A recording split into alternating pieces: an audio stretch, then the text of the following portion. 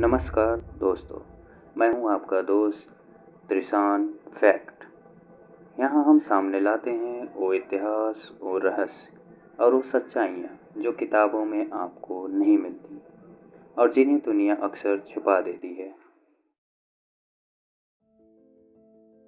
नमस्कार। चलिए आज एक ऐसे किले की कल्पना करते हैं जो कभी अपनी बहादुरी के लिए जाना जाता था, लेकिन आज उसकी पहचान सिर्फ खौफ और रहस्य से जुड़ी हुई है। आज हम सफर करेंगे राजस्थान के मशहूर भांगगढ़ किले का और ये जानने की कोशिश करेंगे कि इतिहास की कौन सी सच्चाई और कौन सी कहानियां इसकी दीवारों में आज भी जिंदा हैं।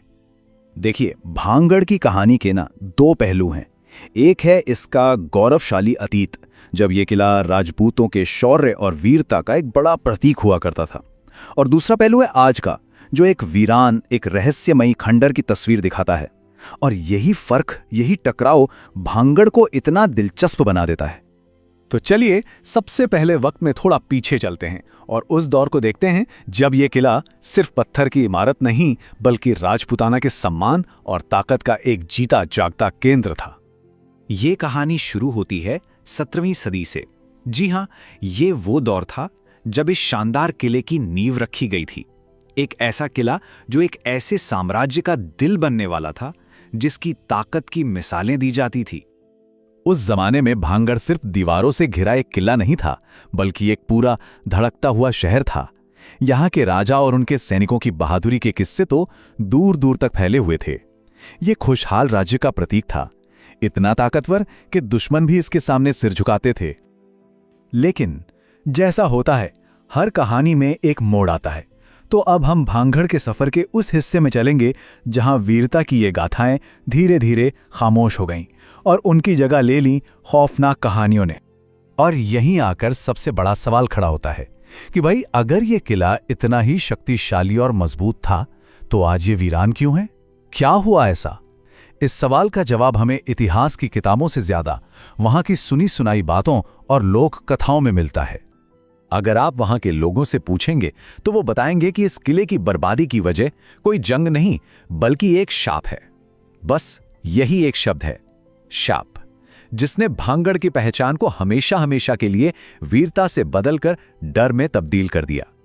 ऐसा कहते हैं कि इस शाप का असर आज भी वहां महसूस किया जा सकता है। लोगों का तो ये भी मानना है कि रात ढलते ही यहां अजीबोगरीब घटनाएं होने लगती हैं और इसी वजह से ये जगह अनगिनत डरावनी कहानियों का केंद्र बन गई है। और ये सिर्फ कहानियां नहीं हैं, यहां तक कि आर्कियोलॉजिकल सर्वे ऑफ इंडिया यानी भारतीय पुरातत्व सर्वेक्षण ने भी सूर्यास्त के बाद इस किले में जाने पर पाबंदी लगा रखी है। तो चलिए अब इन कहानियों से थोड़ा बाहर निकलकर आज के भांगगढ़ की उन टूटी फूटी दीवारों के बीच चलते हैं और ये महसूस करने की कोशिश करते हैं कि ये खंडर आज हमसे क्या कहते हैं। आज भी जब आप वहां खड़े होते हैं ना, तो किले की वो ऊंची और मजबूत दीवारें उसकी पुरानी शान की गवाही देती हैं। अंदर जाने पर छोटे छोटे कमरे दिखते हैं, एक विशाल शाही महल के बचे खुचे हिस्से हैं और कई ऐसे गुप्त रास्ते भी हैं जो न जाने कितने ही अनकहे राज अपने अंदर दफन किए हुए हैं।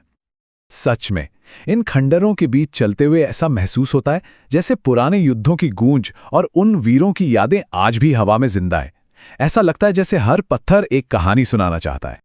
तो आखिर भांगगढ़ की असली कहानी है क्या?